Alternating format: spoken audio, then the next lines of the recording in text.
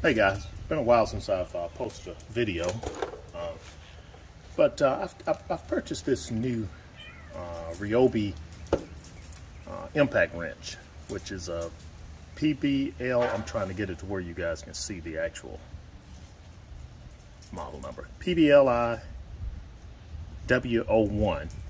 Of course, it's brushless, and it has a selector here, which allows you to select the strength. It's got 1, 2, 3, 4. The fourth one is actually an auto setting, and that auto setting, you know, is not as strong as the number 3 setting. However, it will stop backing off a bolt once it feels the impact has stopped. So what I'm going to do is I'm going to see, since I'm doing a timing belt change on my wife's 2011 Acura for the second time. She's almost hit 200,000 miles. I'm going to see if this baby will actually break the crank bolt using a 4-amp battery. I'm going to use it on mode number 3, and we're going to see what it'll do.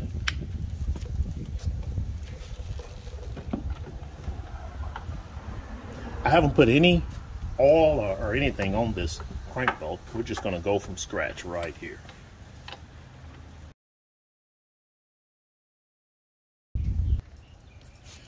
Okay, I'm going to be using this crank bolt, which is made this crank bolt socket, which is made specifically for crank bolts. You can see the difference. A regular one just has a thin wall. However, this one is special, has a thick wall, which actually causes the power to flow directly to where it needs to go to the crank bolt itself, as opposed to just vibrating all over the place. And believe me, it makes a huge difference. Because the last time I used this with my impact wrench, which is a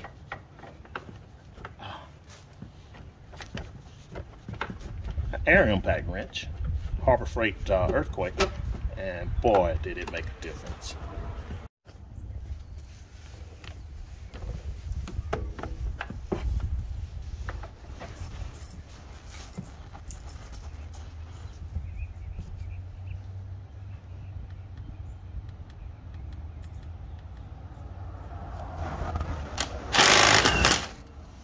Wow, guess that answers that.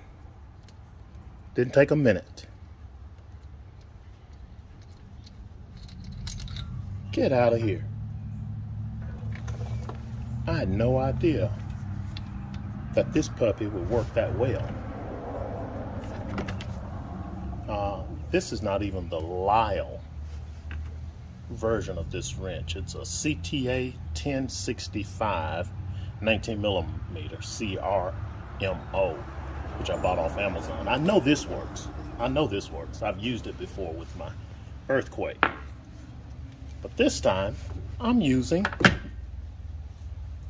a battery-powered Ryobi.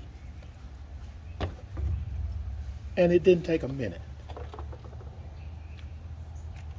So I guess that answers the question.